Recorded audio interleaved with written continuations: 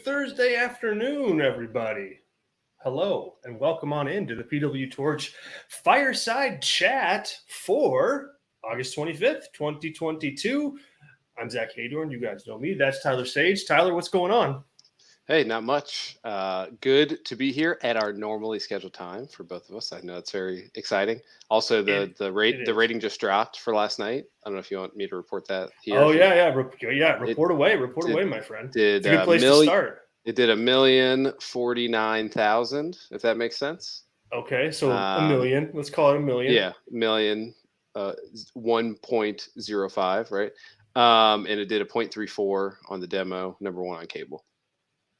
So a little lower than I would have wanted. If I would want like 1.15 or 1.2 personally. So that's what I was going to ask. That's what I was going to ask you. Like, what? So, well, that's what I was going to ask you. Yeah. So I'm with you on that. I'm with you. I mean, I said I had 1 million as the benchmark, kind of like, okay, it has to be a million or else something went really wrong. But, you know, if I'm Tony Khan, I'm thinking like, hey, this is the biggest match we can put out, you know, at this point. It's a huge match. And so, like, in order to justify that and you know, taking that match from, you know, at least, well, not from All Out, we'll get into that, but like, you know, doing a pay-per-view level undisputed unification world title match and playing that card, my expectation would have been a little bit higher. I mean, what? Yeah. I mean, I wouldn't say, I don't think it would have been 2 million, you know, but you know, 1.2, I don't think that's necessarily out of the question. They've done that before. Mm-hmm.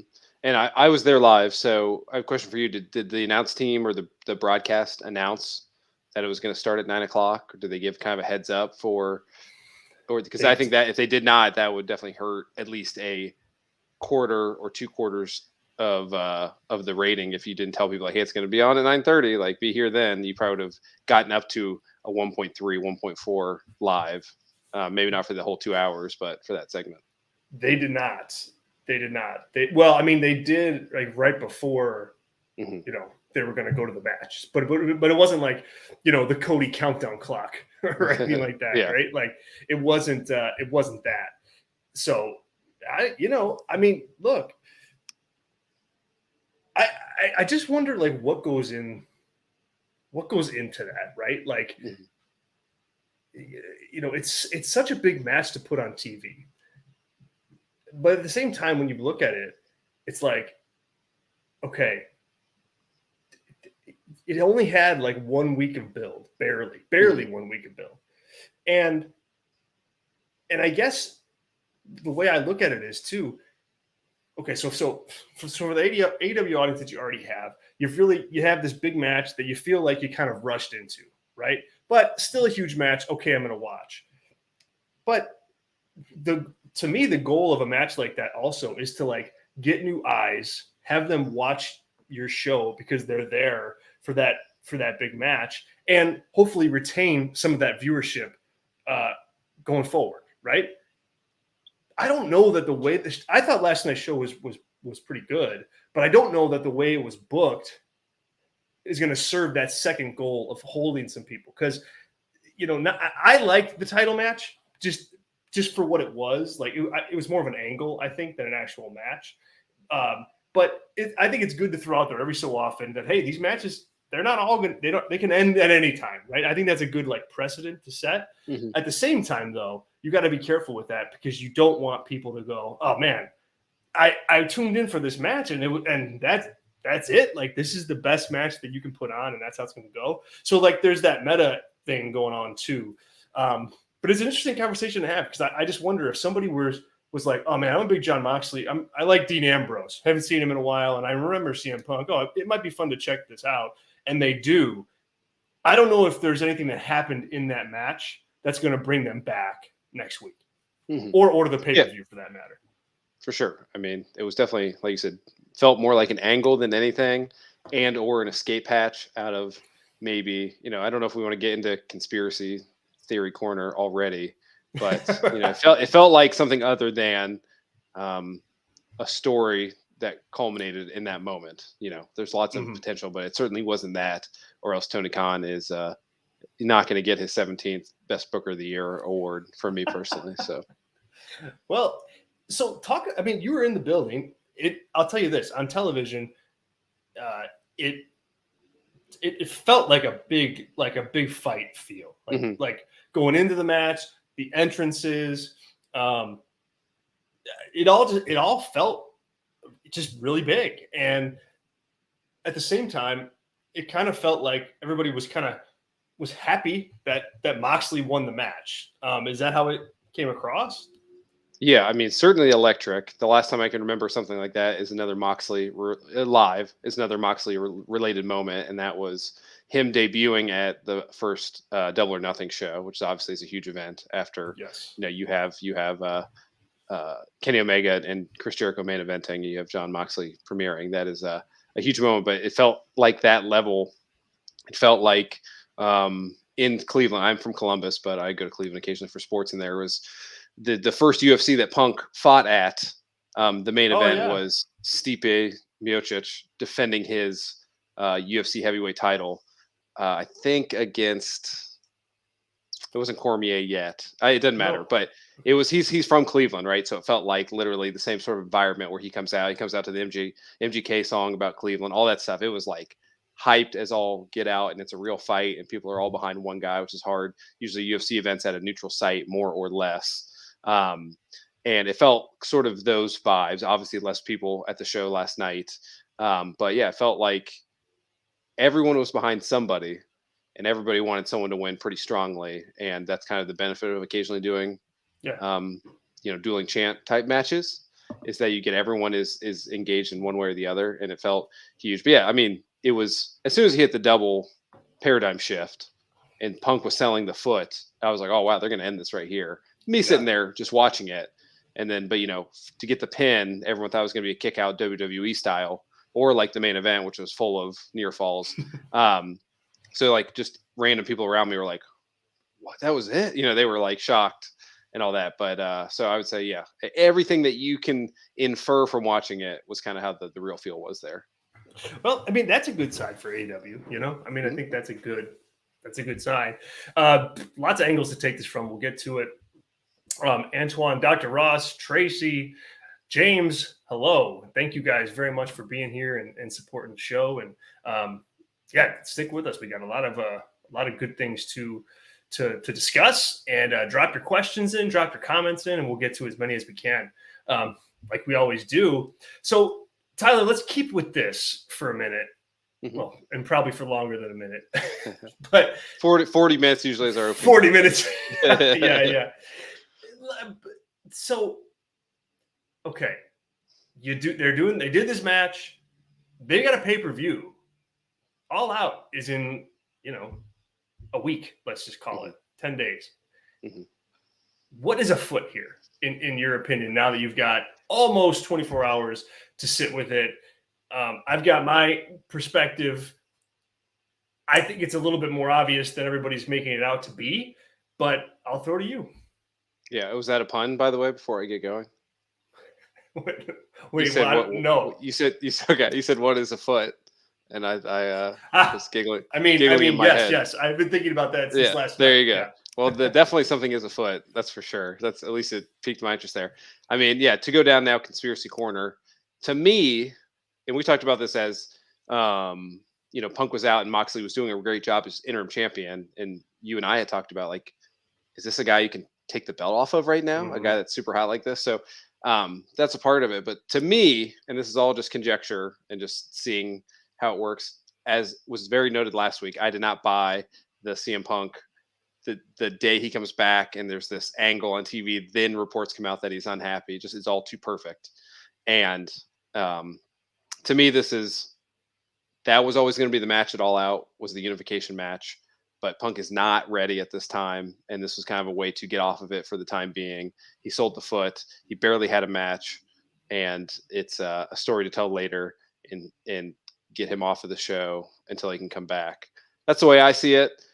Is that great? No. Maybe they thought he could come back and he his foot was killing him after the little brawl that he had with Moxley. That's why they did the second thing and set up the match for the following week. Like that to me makes much more sense than I don't know if Punk's is even going to show up next, at the pay-per-view. So I'm going to do it now. So that's kind of where I am now. Is that ideal? No, but it's the same neighborhood as Punk's unhappy, right? It's trying to make the best of a poor situation, whether it be his health or his mental state, his morale, I should say. So that's where I see it. What camp do you sit in? So I'm actually in the opposite camp. Okay. What you're saying is completely reasonable. Mm-hmm. The one curveball that I can't get around with it, like with your story, is just, okay, what's the all out match then? And because that's not even close to well defined at all, I think it screams angle to me, where it's like, hey, we wanted to pop this number, but we also want, a pay-per-view match. This is how we can accomplish that goal. And now Punk in his hometown of Chicago can play from behind, as far as like the injury goes. So I think Punk versus Moxley 2 is what we're going to get at All Out. And this was like an angle to set that up. Maybe it's a promo in the middle of the ring, Punk in Chicago next week, just declaring, hey, I'm going for this, blah, blah, blah. To me, that I go that way just because I think it's the only option. James in here in the chat is saying, hey, is there an all-out opponent for Moxley? Is it a New Japan person? Is it Okada? Is it Ospreay? Is it Takahashi? And I mean, obviously, those would be big matches for sure. But man, I don't know that you can. I don't think so, James. Just because of the short turnaround. I mean, not that you really need to like promote Okada, even though I think Tony Khan should have done a better job of that. That match, I think, will do a fine job selling the pay-per-view. But it's just so out of the blue that it almost just. I mean, it makes less sense than some of like Tony Khan's crazy booking. So I say no on that, Tyler. And so if you take that out, you take out MJF, because I'm not sure that really makes a hell of a lot of sense at this point either. I mean, maybe Adam Cole, but again, on a week's build. Maybe Adam Page, but on a week's build. I don't know. I don't know if I can buy that, which is why I keep going back to, well, it's got to be the Punk rematch. Yeah, and if that is the case, like, I guess subjectively, doesn't that suck as a story? If I were to ask you that, well, like just point blank, do you like that story? And then I just want your like answer to that, and then I can go on about it. But in theory, conceptually, no, I don't. I think the better play is just not having the match this week and just running it all out. And I've always thought that was the play, and I think that still holds here. Now, if we get this legendary promo from Punk next week and he can connect those dots and he can go out there and do some business, I think you can make it work, but he really needs to hit a home run if that's how they're going to do it. Otherwise, no. I think it ends up looking like exactly what it would be at that point, which is Tony Khan wanted his cake and he wanted to eat it too on this one and draw the rating and have it serve as the pay-per-view main event. Like I'll throw back to you in a minute for sure. But if you look at like some of the big matches that they've done, like a lot of them have been on television, right? Like he has the history of wanting to put his eggs in that basket. Danielson versus Page was on TV. They ran Danielson and Cole on television.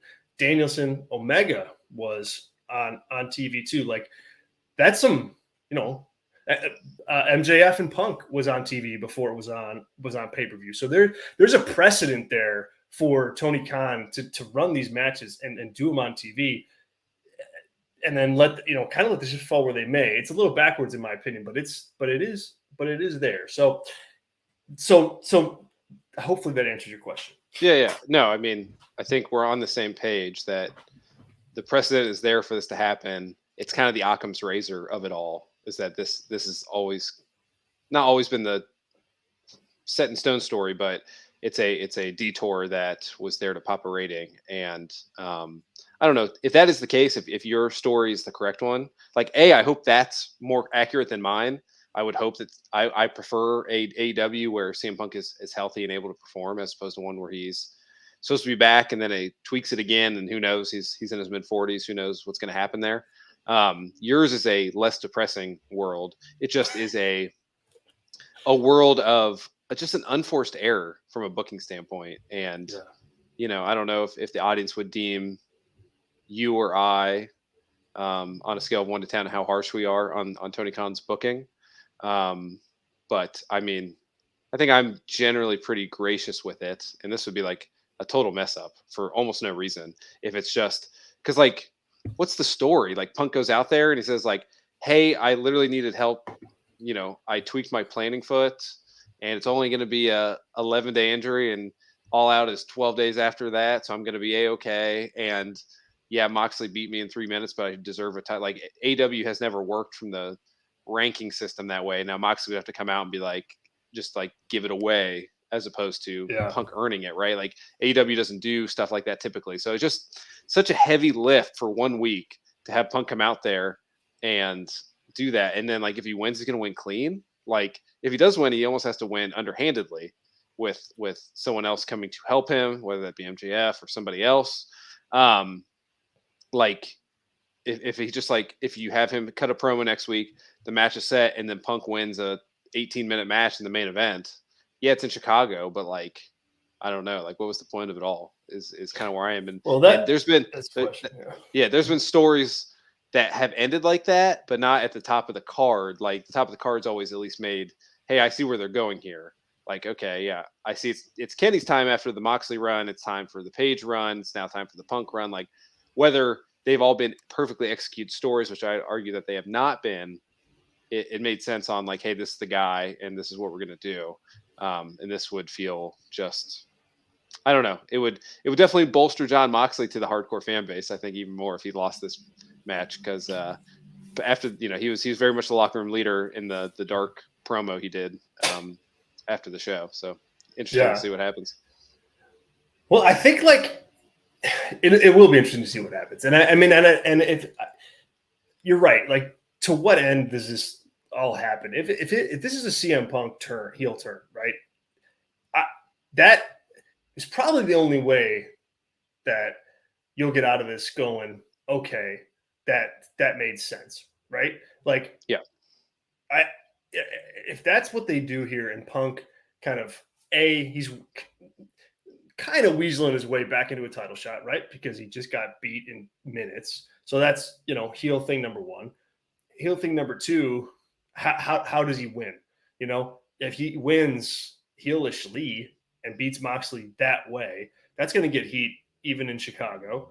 And then I think the other card you can play, if you want to go right to that, and he's available and things are all okay, is then you bring MJF back. You bring him out.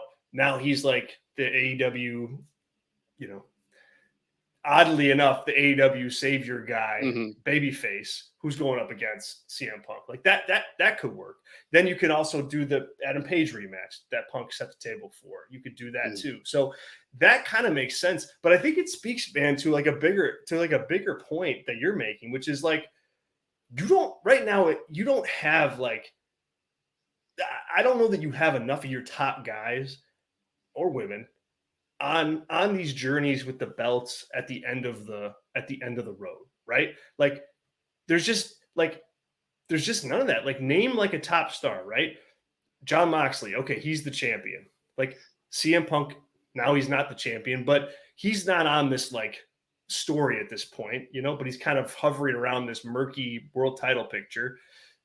Like the TNT, and then you go down the line. Adam Cole, okay, not really factoring in. Bryan Danielson, not really factoring in. Kenny Omega, not really factoring in. Adam Page has been gone forever. And so, like, you just keep going down the line, and it's like none of these guys are in a position where, if for some reason, let's say it was CM Punk versus Jon Moxley booked for All Out, and Punk had to go, there's not somebody that you can just plop out of the kind of the upper mid card and go, well, all right, we're just going to go to this instead because he's hot and it makes sense. That talent, that's not there, which I think makes this discussion a little, interesting, because what is the main event if it's not CM Punk? Yeah, I mean, I agree. I think that is a major blind spot when it comes to Tony Khan's booking, is that he kind of, even as we saw with the Page Omega thing, was presumably supposed to happen a little earlier, but Page then went on paternity leave. And if you believe all the reports there, and then no matter what, like as soon as Page came back, they kind of went back to that story, even though it would have made more sense and felt like more of a crescendo in the summer than it was at All Out, I think is what it would have been, as opposed to Revolution. So it's kind of like, hey, this is like what's going to happen no matter what. And if that is the story, and squeezing the story in literally 2 weeks, as opposed to, hey, the plan was to do this over 6 weeks and Punk was out until this date and we're going to do it anyway, it's kind of like is a big negative for me as an analyst of, hey, like you can still tell the story. Like you said, you have your biggest matches on branded episodes. You could do this at the Arthur Ashe show. You could tell the same story, and you could get, like, Moxley could have gotten into an issue with somebody that, hey, Tony Khan already booked the interim title defense at All Out versus Malachi Black or something like that, right? Heat him up or whatever, just anybody. Andrade. There's like you said, mid-card people that are going to lose for sure, but can have a good match. You could have Miro not turn face as quickly, have that be like a quick match. Brody King, you could have kept his trajectory going. I mean, I guess he already faced him, so never mind on that one. But there's things you could do, and then like build the same. If you're going to tell the story in 2 weeks, you could have spaced it out and tell it at the end of September, as opposed to the beginning of September, and make it feel like a better told story. So that there, and there's no one else in there, so that's why it's almost got to be MJF or CM Punk again. That's why I just don't. Next week's obviously going to say a lot, but we'll see. And I want to answer Zon's question here. So Hangman was there last night in person, so you will not see him on TV. The opener to Rampage is House of Black versus Dark Order for the semifinal of the tournament. Page came out with Dark Order, stayed on the stage and kind of pumped them up for the live crowd, then walked back, and then the pyro hit for Rampage. So you will not see him on Rampage, but he was there in person, which is kind of even more strange than. And that's all he did. That's no promo. That's all he did live. No dark elevation match. No. Wow. I'm sure. I don't know. Sometimes they don't show video packages. So I don't know if he was on a video package or anything. Last night with the Dark Order, but nothing. That was the only time I saw him with my own two eyes. Interesting. Yeah. So Tyler, okay. So I'll throw back to you. If your scenario is the one it is, right, which is entirely plausible. Where do you go for your all-out AEW World Title match? Like, what are you trotting out there, or what do you think Tony Khan is building towards if Punk is really too injured and can't go? Yeah, I mean, do you know the top 5 off the top of your head? I know he'll squeeze somebody in there from that. That's probably your list of people. Let me pull up the rankings while you continue to chat. So I would say, because it can be hard for someone to win a match. They could win a match on Wednesday if they're not in there and say like, hey, they're 5th ranked and then get a title shot. So there's always that kind of shenanigans you could do. But at this point, Moxley's obviously been he fought Jericho. And then Punk came out afterwards, right? So that's his latest sort of thing. Claudio fought Dustin on Rampage. So there's really no, I don't think Brock Anderson's going to be facing Moxley for the title, right? There's no one from the factory that's going to get a title shot. So there's really no one that they're currently feuding with. Could it be Kip Sabian? Let's hope to God it's not, something like that. So don't do it. Don't do that to us. So here, real quick, I got the rankings. All right. So we got, this was as of August 24th. So a couple days ago. Yes. Number 1, Adam Page. Yeah. Powerhouse Hobbs is number 2. Jay Lethal, Darby Allin, and Bryan Danielson. That's the top 5. 3 of whom have matches already at All Out. So you're looking at Page and Darby. Yeah. I would say, I mean, Darby's going to have a match at All Out. You'll see that on Rampage. That's already set up. Okay, so he's out. He's out. Yeah, I mean, Paige, I guess, would be the if I'm Tony Khan, that's what I would do, because if you're loving all this meta BS that you're portraying everywhere, then it helps to stoke those fires of, hey, I'm an elite and Adam Page guy in this choice. I'm anti FTR and CM Punk in this backstage feud. Would signify that you could have Moxley kind of be good guy Mox and be like, hey, you came out here, you didn't even try and wrestle in the Rumble to get a title shot that I earned because you said you weren't getting a title shot anytime soon. Well, buck up, cowboy, you're getting a title shot on Sunday, and then you can come out and don't even have to build it. They could just like do a stare off and whatever. It's not great, but no, it's not. It's not. I mean, I mean, God, I mean, it's really not. And you know what? It begs the question too. Like, I guess the other part of this that I just can't buy is the notion that CM Punk had to get in the ring for a little while to see whether or not he can go. Like, that's something that you can test in a doctor's office. You know what I mean? And so, like, because of that, there was no reason that you had to unify the titles right now. You know what I mean? Like, you've waited all this time anyway. Like, what's another couple months, especially given the fact that Jon Moxley is performing at a high level as champion. And it's like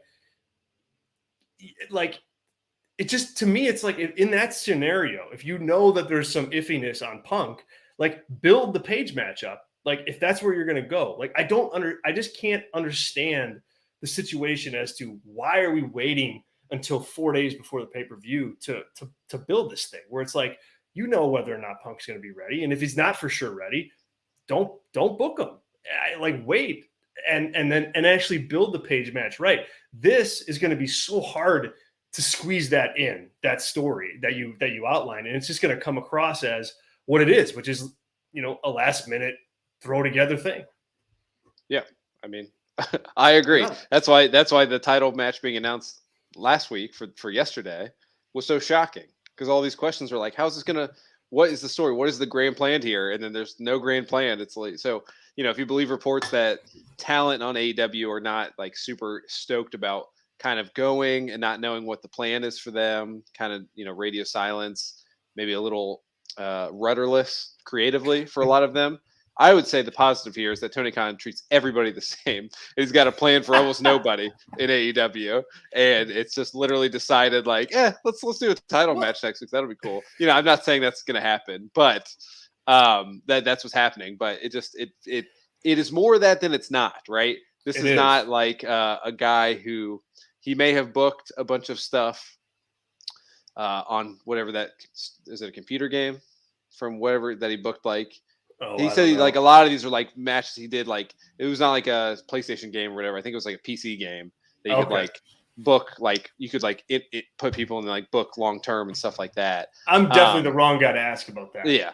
I think there's an interview out there. Someone can please let me know if I'm mistaken in the comments there, but that's what it feels like. It feels like if I was the booker, this is how it would go. So I'm sympathetic to this because I feel like this is what would happen to me after a certain amount of time. I'd be like, oh my God, some things are off and I don't know what to do. And like, oh crap, we got to do this. And, you kind of, one thing happens and then you're behind and then you're behind on that. You're behind on that. You're behind on that. It's hard. I mean, it's hard. And that's what I feel like I would do. So I'm not that I'm sympathetic. I would probably put people in place to help me with that. But exactly. Yes. Yeah. So, and here's, okay. Unforced error is the theme, I think, of this unforced error. That is the theme. You're right. Because look at it right now, and take the full, if you take the full picture, there's no outcome now that really, I think, is going to satiate the kind of the spot of the main event on one of your 4 pay-per-views of the year for the world title. Like, I don't think any way you go. Like, if you go down the Punk Mox 2 route, that's got problems. If you don't do that and you go with Punk and Adam Page, that has problems. If you do a surprise Punk versus MJF, that's got issues. anybody else on the roster has significant issues because they're not even in the top. They're not even in the top 5. Plus, you played the card to go on and do this on television, and yeah, you crossed 1 million, but like I don't know that like that's they've done 1 million without that match, before, and so I don't think that's a win, and so it's like you add it all together, and it's like this did not work. Yeah, this is. Oh, go ahead. Sorry. No, go ahead. I was just saying this is a joke. But I mean, they've done 1.2, almost 1.3 million with Jake Hager being the big reveal in the main event. So, yeah, right. Jake Hager equals money. Jake Hager equals eyeballs. Well, but seriously though, and you take that backwards now, and you go and you look at the main events that you've had, or the world title matches that you've had on pay-per-view. This is just another one in a long list that's messy. That should be bigger than it is because of cutesy booking or just flat out bad booking. And God, I just, with Tony Khan being such a fan as he is, I can't believe like sometimes the ineptitude around the world title, because I think it's just a big miss, like you said. Unforced error. Back to that. Yeah, that'd be the title in the post production that we'll do. So I just want to bring up from Hassan. So I assume, and please comment if I'm incorrect in my understanding here. Is this the theory that whoever wins the casino ladder match at the beginning of the show will get a title shot at the end of the show?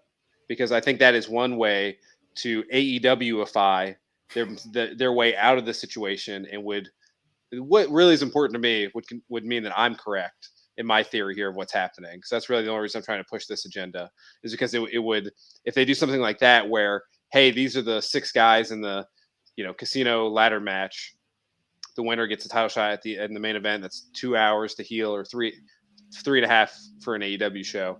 That would be like even more pointing to me that Punk was not healthy and was not going to be able to have this match. So they pivoted that and did this little mini match to tell that story. So what have you?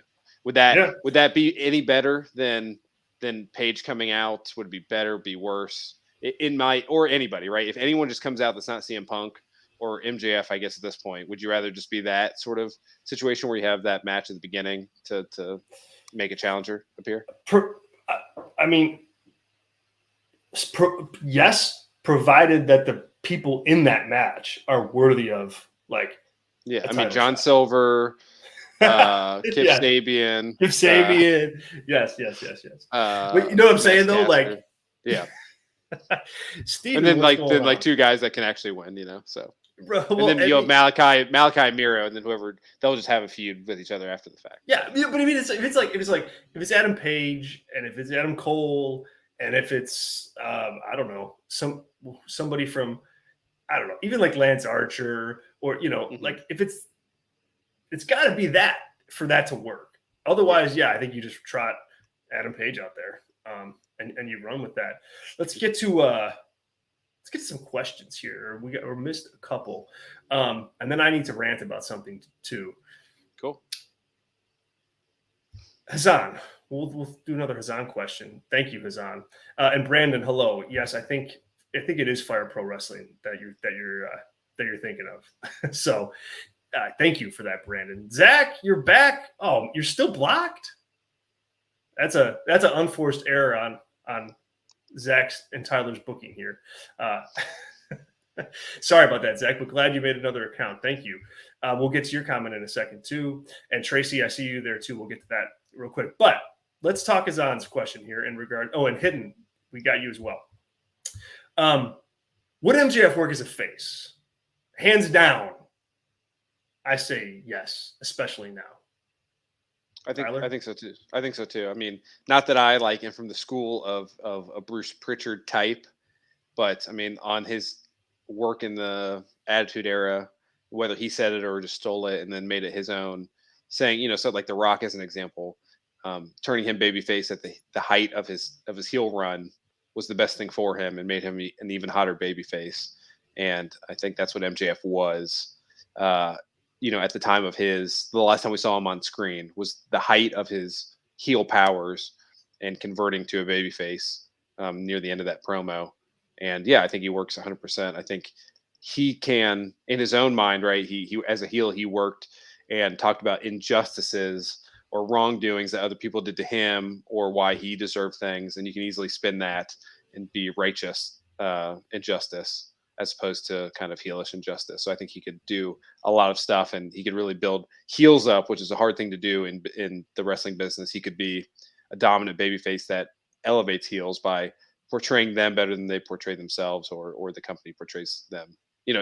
Think of like him, if Powerhouse Hobbs beats Ricky Starks at All Out, and then let's say MJF was champion at the end, and him and Hobbs had a program soon after. Like, I think he would portray Hobbs as even more of a villain than Hobbs or AEW would do, just based on a couple promos. As just an example, I think he would elevate Hobbs as a result in a babyface role. Well said. I agree.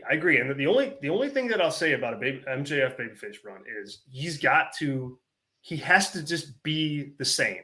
Like with small minor tweaks. Like, I don't like, you don't want to just change your whole kind of attitude and persona, because I don't think that's genuine. I don't think that's authentic with MJF. I think he's got to be him, and fans like him for that reason right now. They're behind him for that reason. So, Steve Austin talks about it all the time, about when he turned heel, he changed up his whole character, like, and that didn't get off the ground. Same thing applies here with MJF. Keep it the same. Small tweaks, yes, but he's got to maintain that root character if he's going to be a babyface.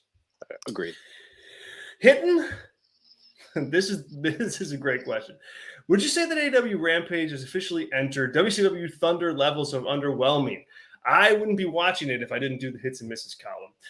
If you're out there listening and watching, Hitting does the hits and misses column on PWTorch.com. It's a great read, usually Saturday or Sunday, depending on whenever I can get it up. But check it out, so Hitting getting tortured is a good reason for that. Tyler, you're also covering Rampage and doing the gig. What is it? Is it becoming? You go first, because it's your expertise, for better or worse. I feel Hitting's pain as someone that watches it usually live, and as anyone that's watched the trajectory of the show or listens to my show, the Rampage post show, the VIP exclusive podcast on the PWTorch VIP network. I used to have co-hosts every week. But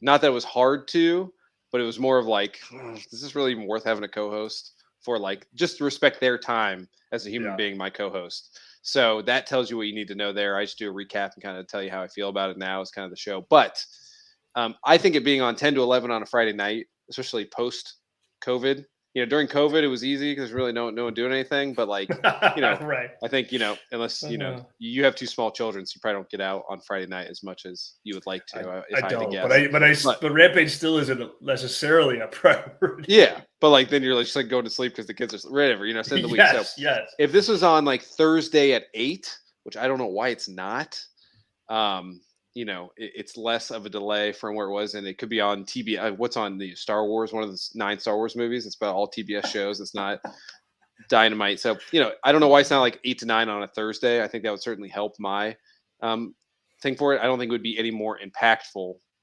but, it would get a better rating, and I think would be more oomph would be put into it. Just like, if you look at WWE SmackDown, when it was taped on Tuesdays and released on Fridays, it felt very much similar, right? It felt like a B show. It felt like it was there to fill a contract with the television partners, and it going live on Tuesday when it did, 2016, 2017, somewhere around there, and it felt like the better show for a long period of time.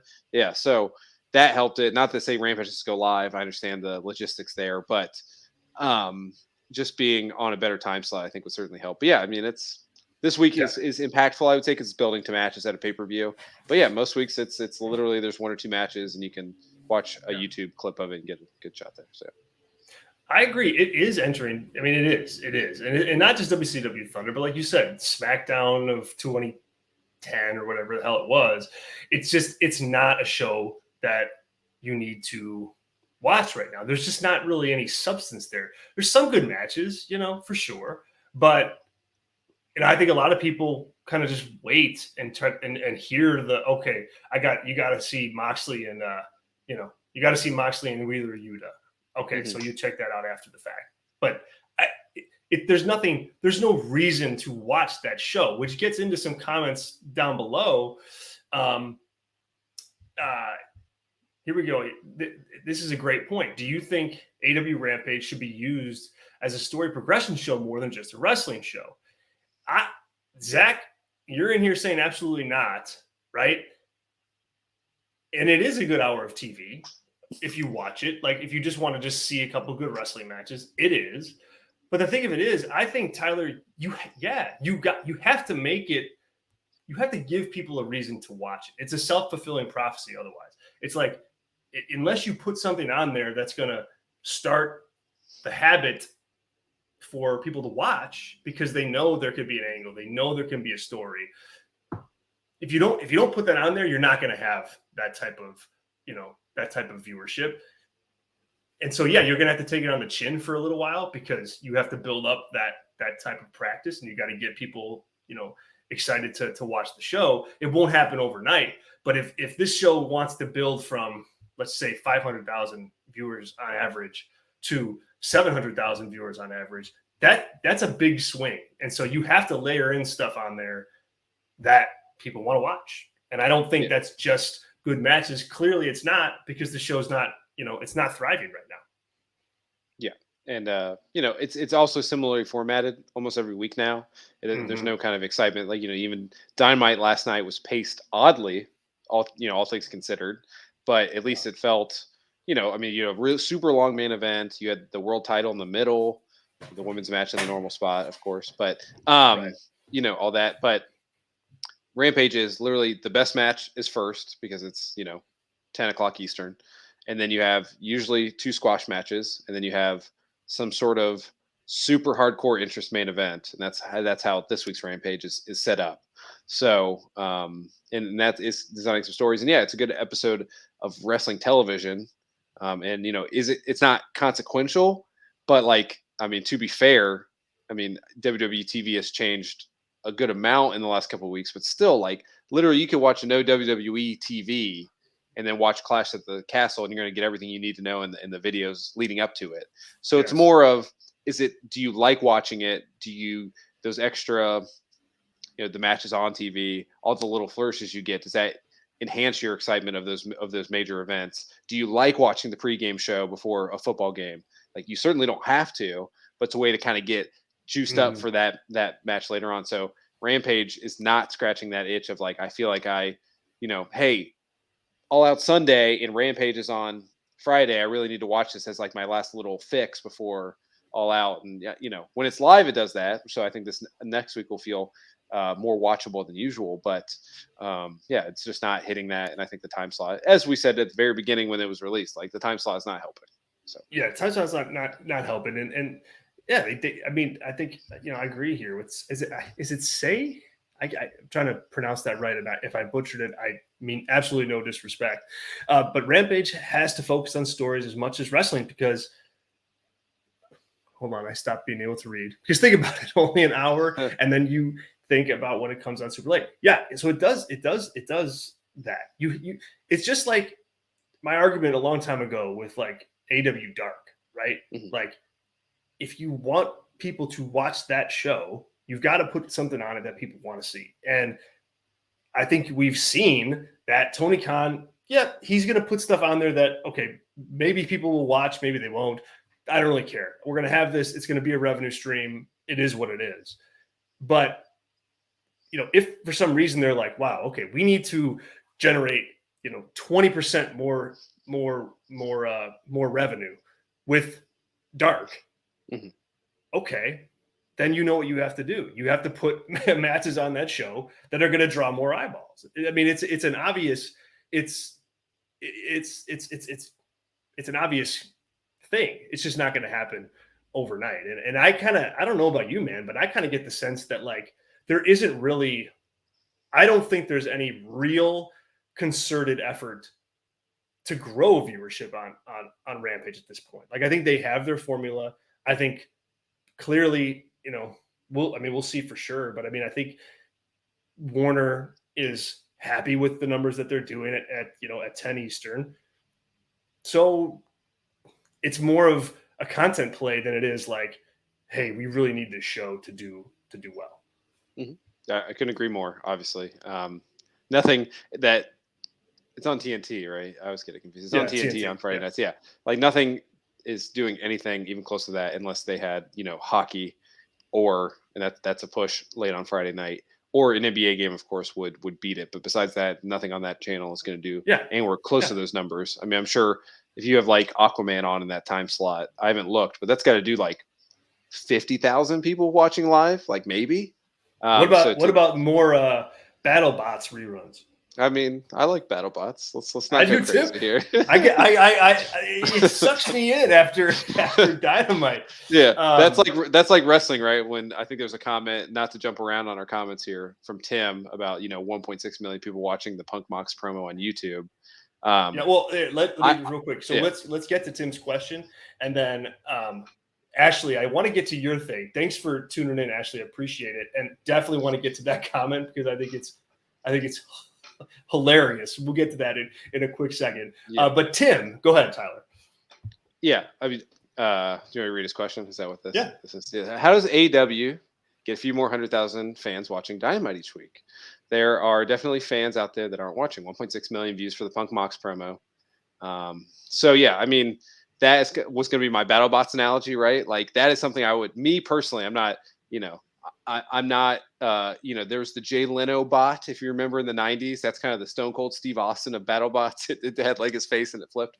So if you're getting deep BattleBots lore on this show. Oh God, I can't believe we're dropping BattleBots knowledge on the show. This is embarrassing. Yeah, but that's like those hardcore fans. They're watching the full hour every week of BattleBots. But there's people who maybe like BattleBots that are watching maybe just YouTube clips of a battle, right? It's 3 minutes. There's none of the BS in between, right? Take you seriously with this BattleBots. I'm saying like it's my analogy of how people consume wrestling in different ways, right? So like you and I and people watching this like love wrestling, will watch most content live, but there's a good portion of people that just want to watch like, hey, what's the good stuff I'll watch on YouTube? Like I don't feel like sitting down and watching this. So I don't know if there's a way to gain those people. You kind of need to do the WWE way, which is like if you can't monetize them directly, you need to boast about it incessantly so you can get huge TV deals and act like you can convert those people into buys. That's the kind of the whole streaming game is right now. So that would be my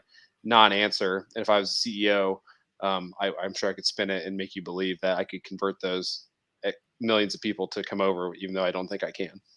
And there's really no proof of concept in doing that for anybody. Like, NFL has hundreds of millions of followers, but they're not, it's still, I mean, obviously huge viewership, but they're not converting all of the people who watch YouTube clips of NFL plays into regular 3-hour viewers on Sunday. Yeah. Look, here's the thing, Tim. I think it's kind of just nuts and bolts stuff. I don't think like people watch that Punk Mox promo because people care about Jon Moxley and CM Punk. And they, that's why they watched that. It's why, some of the Cody stuff in WWE was some of the highest viewed stuff on the WWE YouTube channel because people care about that. And so I think to get to 1.6, you do have to abandon the crutch that Tony Khan has had with his booking in the last 3 years, which is this kind of crash course TV. Like the great matches are great. They're fun to watch. And so like, if you're a viewer of AEW and you're going to watch, like, okay, you're happy with that for sure, because it's good matches and like, what's wrong with it? But just a good match is not going to like convert some of those 1.6 million. It has to be like, Okay, stories. It has to be stories that take some time to tell with people and stars that the audiences are invested in. Like, it sounds old school in nature, but that's the formula that works. That works. It's old school, and it's done the way it's done because it works. Like, look at the fight game. Look at the UFC, right? Like, they try to make you care about this. It's a little bit different because it's a real competition, of course, but you have to like get these guys inside stories that people care about. I think that's the essence. And I think when I look around AEW, there's just not enough of that going on. Like, I'll get into my rant right now because it's just perfect timing. There are so many meta stories taking place in AEW right now. To me, it's unbelievable. You've got this MJF thing going on. You've got CM Punk, and whatever's going on with him trying to play out in real time, in the media. You've got Kenny Omega, off air after Dynamite, like shooting on Will Ospreay. But it's you have that happening. You've got the stuff going on with Thunder Rosa and Britt Baker. Like, there's just all these meta stories, and like it's like the idea of, hey, let's make this real has seeped into too many parts of your show on a weekly basis. And like your hardcores are going to get interested in that, like, for sure, because it's interesting. It's intriguing. Is it a work? Is it a shoot?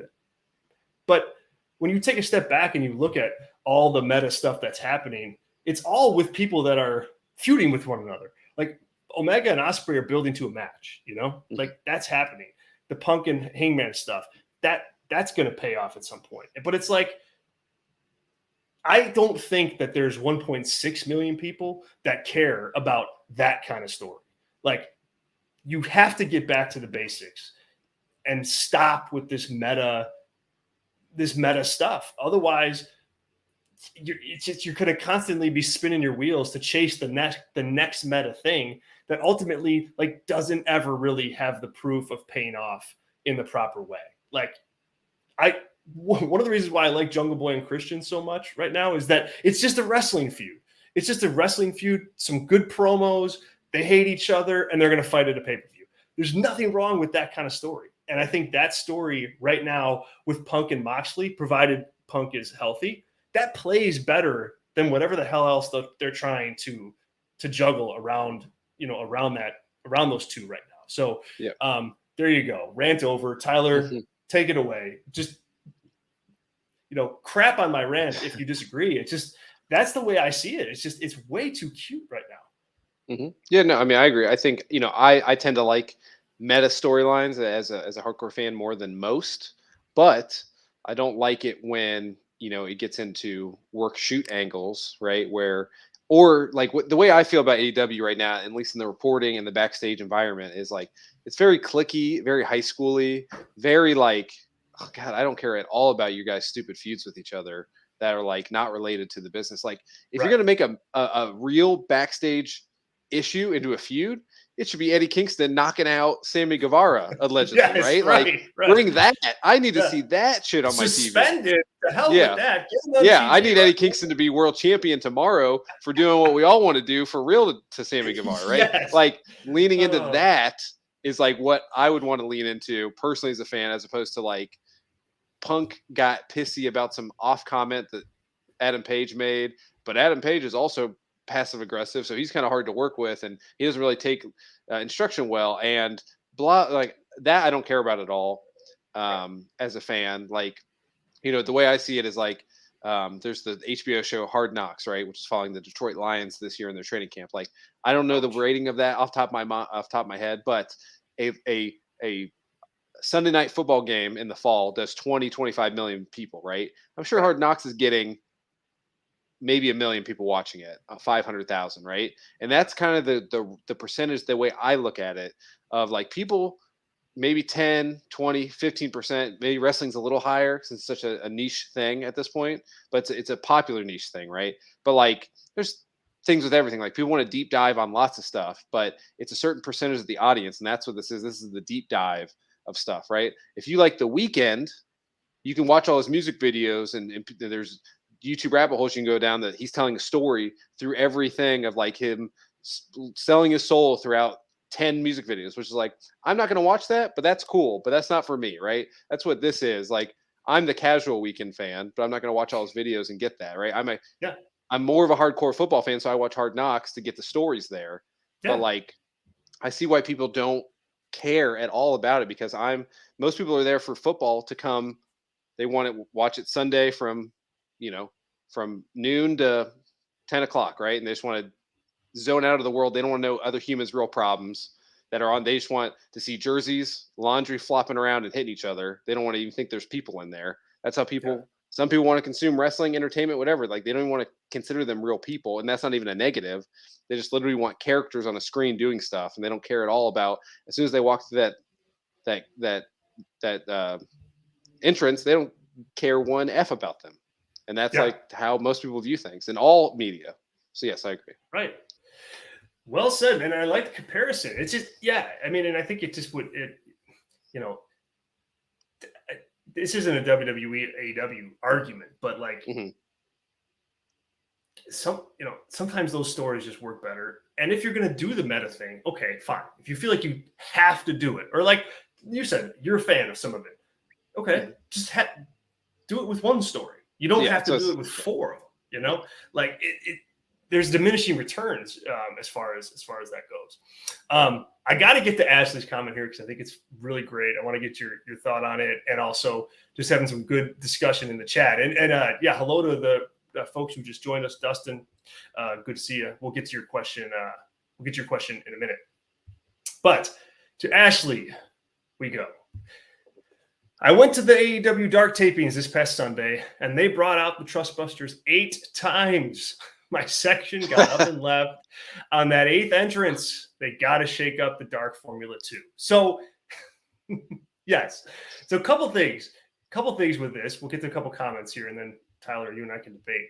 So Hitton chimes in, feels Ashley's pain. Ouch. That's just an injustice to the Trustbusters themselves. Not a good way to build talent confidence. Yeah. And then you got Zach chiming in with a reasonable comment as well. It's a dark taping. The whole premise is that they're taping multiple episodes in one sitting. Yes. So I think everybody's really true on this. Ashley, if you don't mind dropping in an answer to this question, was it like, I guess I'm trying to get the sense of how like they came out 8 times, like full on entrance every single time, like 8 straight times, and also how separated was it? Like how, was it a 20-minute break and then you got Trustbusters again? The fact that Trustbusters is on your show 8 times, even though that's spread across multiple weeks, not the greatest thing in the world, but I think it speaks to a bigger point. And the point I was making earlier, Tyler, of like, I think dark is what it is, it is what it is. And so Ashley, like, I think it's cool that you went to a dark taping because there's a lot of people that don't get to go to those. So I think that's pretty cool. It's unfortunate that you felt that you had to bounce due to the Trustbusters, but that's the formula. I don't think they're going to change that. I think that's just, lay up money for them, gets people some reps, and that's that. I mean, Tyler, would you pay to see Trustbusters 8 times?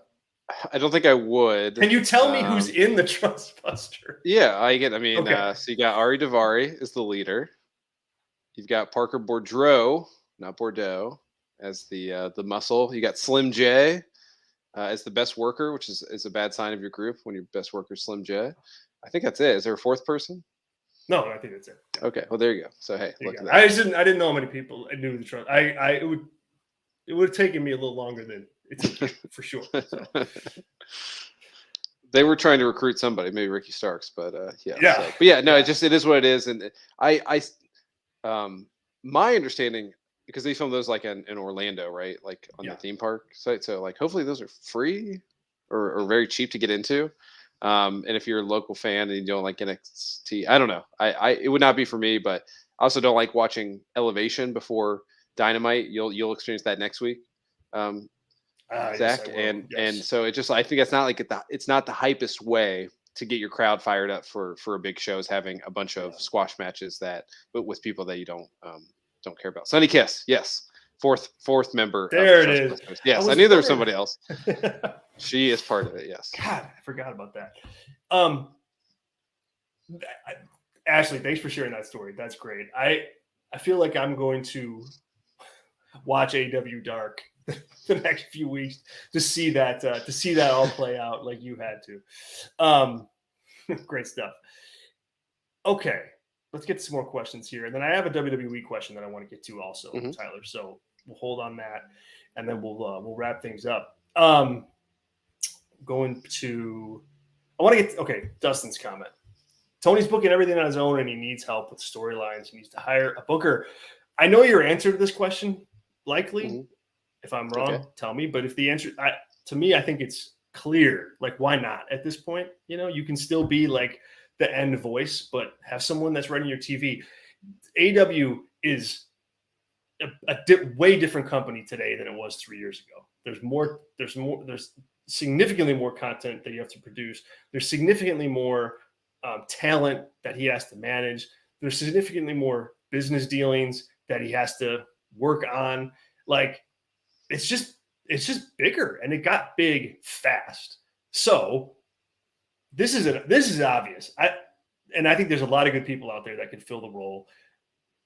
Is there anybody that jumps off the top of the list where you're like, it should be this person? Man, I think unfortunately for their acts outside of the wrestling business, I can't even remember his name. He's like had sexual assault claims, so he would not be a good person, obviously. But it was the guy who was doing, and I'm not advocating for this. The guy that was doing NWA booking when they first started their YouTube. Dave Lagana, Dave Lagana, yeah. I thought he did a good job in that business, but obviously for many reasons, I would not bring him in or would not want to support a product that he is booking for those past acts. So let me say that strongly.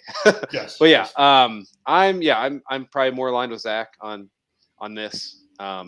That I think, like, and this is probably a good show. Wade has said it a lot recently of like, if you're Tony, you need to pick like maybe 24 people and then even segment that down to like 6 to 10 people that are really important throughout the year. And maybe that's something we can do one day, do like, not like a fantasy draft, if you will, of the main roster, and be like, hey, you pick 12, I pick 12. And that's the people that if me and you were running AEW, we would focus on for a calendar year. If you did that, like if I'm Tony, I'd be like, hey, I'm booking these stories, but everything else, all the Rampage, all the Dark, all the Elevation stuff, all that stuff, I have other people that do that. If you're not in that 24 list, like maybe if you bust out of it and you become the Acclaimed, or you become, Starks or Hobbs or something like that, that's kind of, or Wardlow, in the beginning, Wardlow would not be in that list, but now he is, right? So if you break through and get in there, then I deal with you directly. If not, then you are dealing with Sanjay or QT or someone like that, or whoever we hire here. But that's what I would do if I were him, and focus on the key stuff. And like, hey, and then obviously the format of Dynamite and Rampage, he has to approve it. But like, yeah, doing the ins and outs of like booking all the other stuff is just, I can't imagine. I couldn't do it for 2 weeks, let alone he's been doing it for 3 years. While who knows how much involvement he has with the Jaguars. I think that's way overblown. And with Fulham too, like they have people. Those are, I mean, not to be dismissive of wrestling as we're doing a wrestling show, but those are like real things that you hire real people and pay them real 6-figure salaries to do stuff, right? And he's not doing that in AEW right now. I doubt anyone is making 9 figures on the management side. So no. Or 6 figures. Six. I think you're right. I mean, look, yeah, well said. I had nothing to agree with. Nothing to agree with there. Zach, good rebuttal. Good rebuttal. Well, I'm going to push back on this though, man. Like, meta isn't a problem unless you can make it make sense or conflicts with the wrestlers on their personas. You can't just ignore reality. Wrestlers aren't actors on a TV drama. So here's the thing. I mean, I'll just throw out a question to anybody in the chat. This isn't necessarily directed at Zach or Tyler, jump in, but like, when has a meta angle really paid off? That's my question. I don't think that there's any real good answers to that. So we'll talk about that. Drop that in the chat. And then wrestlers aren't actors on television on a TV drama. No, they're not actors on a TV drama, but they're characters on a TV show. Like it's different, than like, I don't know. Name a TV show character, right? It's different than Ned Stark on Game of Thrones, but it's still a character. And those characters still need to be in stories, different stories, but stories nonetheless. I digress, Tyler. Who are you siding with on this debate? Yeah, I mean, I think they're few and far between on when they work. I think there's two that come to mind, and they're both WWE. They're pretty standard. I think the screw job, in hindsight, in AEW's rose-colored glasses, describing of things, that was probably more a net positive than a net negative of an event. And that was all meta. But that was real. I mean, that was not a meta story. That was like legitimately, right? Like, I don't know if that's the same. Oh, yeah. I mean, it's more like the back end of it, of like Brett screwed Brett. That's a meta work, right? Of like him talking about it, as opposed to the event itself. And then the other thing is obviously is Punk's, which he's trying to recreate here a little bit. It seems like is Punk and Cena, somewhere Punk. That's stuff. Even his ROH stuff, but of that, like being like, hey, I'm not happy, but hey, we're going to go on a run here, and it worked, and then they re-signed him because he was, all that stuff. So that worked well. That's obvious, but yeah, more often than not, I mean, there's 10 examples with Punk it not working. Him against Undertaker at WrestleMania, like they tried to do meta stuff there that didn't really work very well. All the times that him and Triple H feuded after the fact there, I mean, those clips popped up as like, oh, Triple H was right all along, but I think that stuff was, I don't know. It's not super. If it's not memorable, it didn't work very well. And obviously, you have all the stuff in late WCW that didn't work at all. So I think there's more examples of it not working than it working. And you can do subtle meta stuff that is like a wink and a nod. And I think that's why something like the Kenny stuff, while I'm not a huge supporter of it, it isn't like as negative if he's not in the top spot. Like it was negative when he's the top guy, but now that he's doing trio stuff, like if it is a work, if he's doing meta joke stuff, then it is what it is. And like if people get it, they get it, and it's not hurting the rest of the presentation. But that's kind of more of my vibe on current meta stuff. But again, like I said, Eddie Kingston should come out there, say he punched Sammy Guevara in the face backstage, got suspended, and came out, and he'll be the biggest babyface in the company. So that's what there's your all out main event. We're all just waiting for that. Yeah, if you did that, Eddie Kingston could be the champion and beat Moxley. I believe it. Yes. So. Oh my gosh, you guys are good to the chat here. Appreciate it. Yep, hitting goes okay. Cena Rock 2012, but caveat: they didn't assume audience knowledge. They had Cena restate everything he said in 2008. That's it. I mean, look, that's an important nuance. It is, and to be fair, I think with some of the meta stuff that AEW is throwing out there right now, like they are kind of calling it out too a little bit, but not quite as out in the open like Cena and Rock did. Jericho making Goldberg angry. Yes, that was funny. Let's see what else we got here. The broken mat run. Interesting one. Yes, that had a lot of meta stuff in it for sure. Mm-hmm. And yeah, I suppose that did work. That did work in the end. An update from Ashley. Oh my God. Go ahead. I would say that's like, that Impact audience, that's very niche audience, right? So I think that if 100,000 people are watching Impact, probably 85,000, 90,000 are really into getting in the weeds on stuff. So that's why it worked really well in that environment. So that would be my not pushback, but that's a good area for meta stuff is a company like that. Yeah. And then look, and that's like, it's all a matter of perspective is how you're judging this, right? Like if you're looking at like, hey, I like it because it's good television. Like, okay, like that's a kind of a different argument that I'm having. Like I can understand that perspective because it is intriguing to somebody who knows all the stuff going on. I still would prefer your straight up wrestling storyline, but that's me. The broader criticism is the inability for those types of stories to create investment with fans who aren't currently watching to get to that 1.6 million, like Tim was talking about earlier. That's my thing. This is just great, Ashley. So the tapes are broken up into their full entrance each time. amazing. And the tapings broke up into 2 3-hour sets. We saw them 5 times in the first set and 3 times in the second, and then the sixth time match in between. Wow, that's crazy. I mean, that really is. That's that. I mean, yes, they're trying to tape a lot in a short amount of time.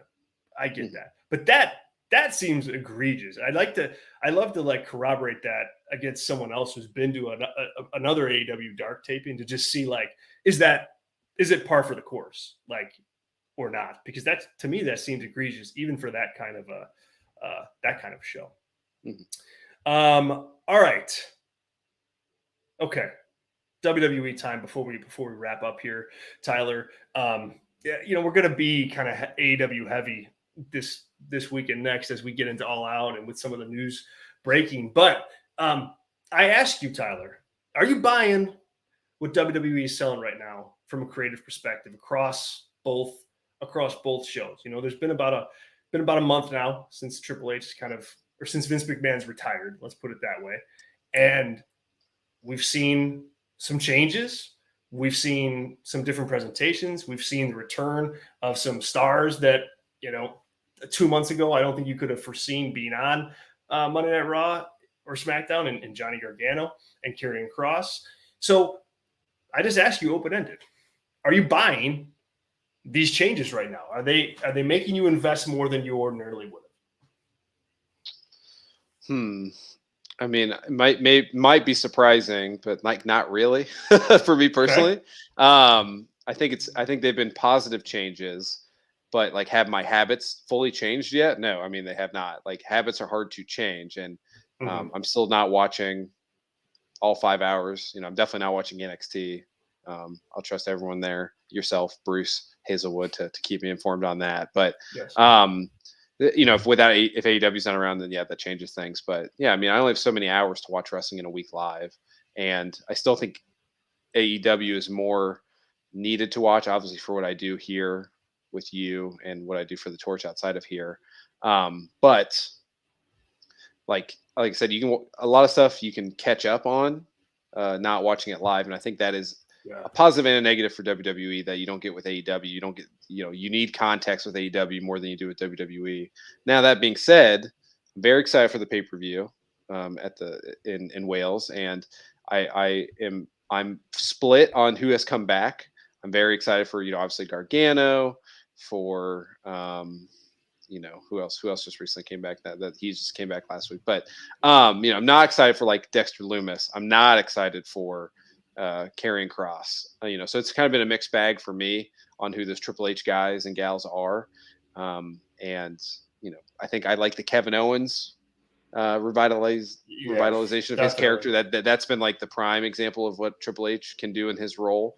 But are all 3 hours of Raw, are all 2 hours of SmackDown necessary viewing for me as a fan? I know exactly what's going on without watching it, which again is a problem, not a problem, but it's more enjoyable. But like, I used to certainly watch Raw all 3 hours, start to finish, live, and I'm just not at that point in my life, and nothing has happened yet to change that. Now, I'm open to it, but I'm just not at that point as a fan. The changes have been good and positive, but I'd be a tepid buy. And I think what a lot of people do are, I think I like AEW almost every week as a product, but we come on here and I'd say we're 90% negative on what is going on. Typically, obviously, negativity is human nature; it drives the news. But with WWE, like any slight positivity kind of gets boosted more so than I think it deserves. And I think that's kind of the difference between the two companies, at least for me, in the way I view it. So that's kind of where I stand on between the two companies. But I've really enjoyed it. So that's not to be a negative take. I enjoy what they're doing. I'm very excited for the pay-per-view coming up, and I'm excited about the future. But week in and week out, my habits have not changed a ton. But I think that will change over time when you have better people in key places and more trajectory with slightly newer faces, and obviously they're going to get some people from AEW underutilized, etc. So this is what I've wanted in the wrestling business as a whole, is what we're experiencing right now, especially post McMahon. So I'm happy overall, but yeah, week in and week out, I'm not changed my habits. Fair enough. I mean, and the thing is, I think there's a lot of people that are in your boat where they're like, okay, some of this stuff is good, and yeah, okay, I'll watch the pay-per-view. Maybe I wouldn't have, 3 months ago. But kind of like it. There has to be more regular proof of it to get to really like create like a habit change, right? So I think you're right on the money. I think they've put on some really good shows, like and really corrected some of the stuff that is problematic. It's certainly not perfect, and there's a lot that goes into that. But I think, it seems to me right now anyway, that one of the strengths of what's happening on both Raw and SmackDown is that the hierarchy on the show like makes sense in terms of like where the audience is at on these people. Like you don't have like that pushback, like Ezekiel isn't on your TV 3 segments a night. Like to me that matters. Like nothing wrong with him, but it's just like that's not. If you put him on 3 times a night, like you're telling the audience that this guy is like one of the most important guys on your show, and that's obviously not the case. Like the hierarchy there is off.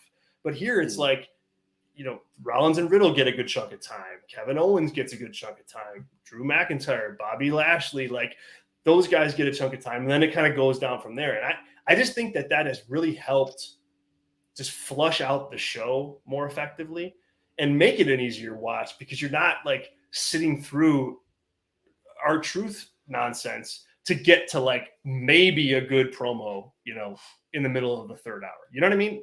I don't know. I'm ranting, but does that make any sense? Like, yeah. No, I mean, you're right 100%. I just think, our baseline, our brains were kind of warped as viewers of WWE, especially you. I mean, I think you watch live almost all the content, which, kudos to you. But usually. like, you're Raw more than SmackDown. Yeah. Yeah. You're putting up with like, Alexa Bliss and the Dolph BS. Yeah. You're putting up with so much happy and sad Corbin crap. You're putting up with, awful. I mean, here's like I say, like, so on a Monday night, if I'm home, I'm flipping on, I'm on Twitter, I'm flipping on Raw a handful of times. And like the first time I flipped on Raw this past week, who's in the ring? Dolph Ziggler. He's about to have a match. Do you know what I do? No thanks. Click. So that might just be me, and I wait. Did you wait to see who he was wrestling? Well, yeah, okay. It was Finn Balor, right? Yeah. I was like, I don't care about this. So that's not. I'm just being honest. Like, well, no, but is it a Dolph thing or a Balor thing, or both? Or just like so Finn to me is like House of Black.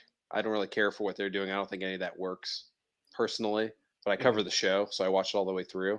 If I was not covering the show, if I was not there live, I would totally flip off of that segment, watch something else for 15 minutes. That's just how I consume it. I'm not a completionist, right? Like if I'm watching the G1, I watch the G1 matches. I don't watch any of the crap tag matches that don't mean anything, right? Yes. Kind of the issues I have with Rampage. So that's just me personally for the viewers to know how I watch it. And I get caught up on the main stuff. Like I know what happened. I know Finn wrestled him, right? But I was like, there's nothing consequential for me about this. Like the main event was way more consequential with Edge, right? And Punishment Martinez, if you will, for his ROH name. But school. Yeah. But yeah, so that's just my viewing. So I derailed there. But I do think like you watching it, like it's significantly better. But again, that is like from literally unwatchable.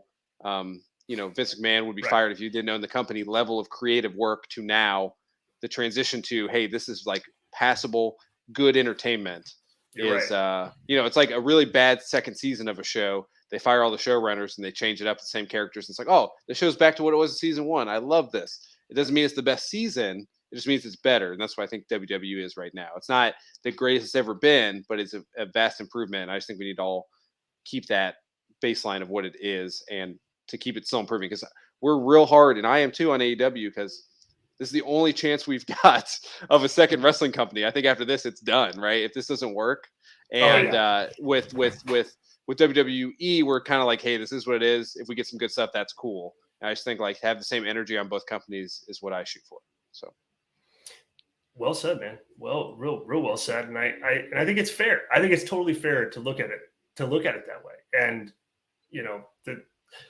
Triple H has a lot to prove, and so does all the talent that he's going to start pushing, for better or worse. Whether you sit here today and go, great, not great, if Karrion Kross all of a sudden turns it around and is this kind of really compelling character, like, okay, but it remains to be seen. And so I just kind of wanted to take your temperature on it because, there's a lot of positivity coming out of those shows on a week-to-week basis if you live in the social media space, and the ratings have gone up.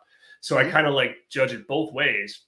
And so I just kind of wanted to pick your brain on. And the last thing I'll say on this is when we started doing WWE, like the Money in the Bank was the first pay-per-view watch along that you and I did together. And like literally my not intent, but like what I thought it would be like, hey, going forward with WWE pay-per-views, it'll be a little bit of Mystery Science Theater 3000 because, if there's 6 matches, usually 4 are just like bad stories and bad matches, involving dolls or Baron Corbin or et cetera, or Madcap Moss or anything like that. Right. And it'd be like, that's the mindset. And now my mindset is these pay-per-views are of equal footing for a legitimacy, like a AEW pay-per-view, right? Like I would say the Clash of the Castle, I'm way more excited about the repercussions, what is happening, the trajectory of the show than I was about Forbidden Door, which is more of an exhibition show, right? But I think All Out and Clash at the Castle are equal footing on the trajectory of both companies coming out of it. And I would not have thought about that about WWE prior to Triple H. Yeah. Good. Yeah. Good point. Good point. All right. We're going to wrap it up there, guys. Really great show. Great show. Great comments over there. It's all you guys. So really appreciate it. Zach and James and Hitton and Marcus and Dr. Ross and Steven, Dustin, Ashley, Tracy. Thank you to everybody. If I missed you, I apologize, but really appreciate it. We will be doing a Torchcast watch along for Clash at the Castle, so you guys can join us. Please join us on that. It was a really blast last time, kind of hanging out with everybody, and just shooting the breeze as the show went on. I definitely looking forward to that in just a little over a week here, and then All Out on Sunday. Tyler, I think you are running with that or not? We're not quite sure yet about All Out, but Clash at the Castle, we will definitely. Yes. Yeah, probably. We'll see. We'll talk off air about it. Yeah. We'll give there's the tease. There's the tease. Yeah, because you'll be there live, right? Yeah. Okay. Right. I'll be there live. Okay. Yeah. But yeah, so we've got that coming up, and check out a couple the channel if you haven't done so already. There's a new interview that dropped with Giselle Shaw that I did. Really fun interview. She talks in detail about training with Lance Storm, and it's a pretty great listen. So I encourage you guys to check that out. Tyler, you'll be on the Rampage 1s and 2s on Friday night, so you can check that out. And appreciate everybody watching. And Tyler, thanks a bunch, man. Always a blast. Thank you. See you, everybody.